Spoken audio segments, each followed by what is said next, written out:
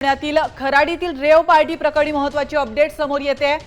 खेवलकरांसह 7 जणांना न्यायालयीन कोठडी सुनावण्यात आली आहे। खेवलकरांच्या मोबाईलमध्ये आक्षेपार्ह व्हिडिओ आढळलेला आहे। ऐसा माल चाहिए खेवलकरचा आरोपीला मेसेज असल्याचं देखील त्यांच्या मोबाईलमधून समोर आलंय। पुण्यातील खराडीतील रेव पार्टी प्रकरणी अतिशय महत्त्वाची आणि धक्कादायक अपडेट आपण पाहतोय। याविषयी अधिक माहिती देण्यासाठी आपले प्रतिनिधी सचिन जाधव आपल्यासोबत जोडले गेलेत। सचिन, खेवलकरांना न्यायालयीन कोठडी सुनावण्यात आली आहे, मात्र सगळ्यात महत्त्वाचा प्रश्न हा आहे की खेवलकर यांचा मोबाईल ताब्यात घेण्यात आला होता आणि त्यामध्ये काही आक्षेपार्ह गोष्टी आढळलेल्या आहेत। या आक्षेपार्ह गोष्टी नेमक्या कुठल्या आहेत?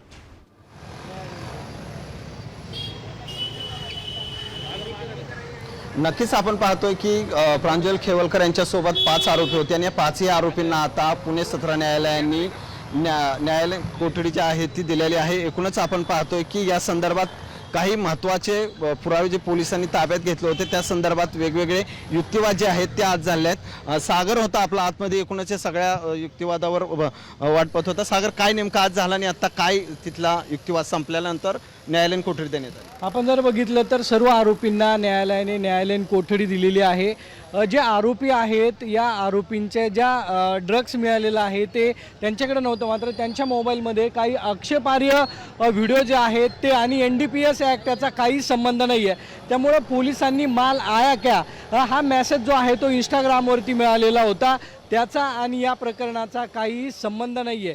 आपण जर पाहिलं तर माल कुठल्या पद्धतीने आलेला आहे आणि ज्या 2 महिला आरोपी होत्या त्यांना न्यायालयीन कोठडी जी आहे त्यांची सुटका करण्यात कोर्टाने केलेली आपल्याला पाहायला मिळाली। मात्र त्यांच्याकडे सर्व जो कोकेन आहे ते मिळालेलं होतं। मात्र पुणे पोलिसांचं कोर्टामध्ये हसू झालेलं आपल्याला पाहायला मिळतं आहे, कारण की पुणे पोलिसांनी ज्या पुड्या होत्या त्या मिक्स केलेल्या आहेत। कोर्टामध्ये जेव्हा विचारलं या पुड्यांचं वजन काय होतं तेव्हा ते कोर्टामध्ये नक्कीच धन्यवाद सचिन आणि सागर, तुम्ही दिलेल्या महत्त्वपूर्ण माहितीबद्दल। आपण पाहतोय पुणे ड्रग्स प्रकरणात महत्त्वाची अपडेट। खेवलकरांसह 7 जणांना आता न्यायालयीन कोठडी।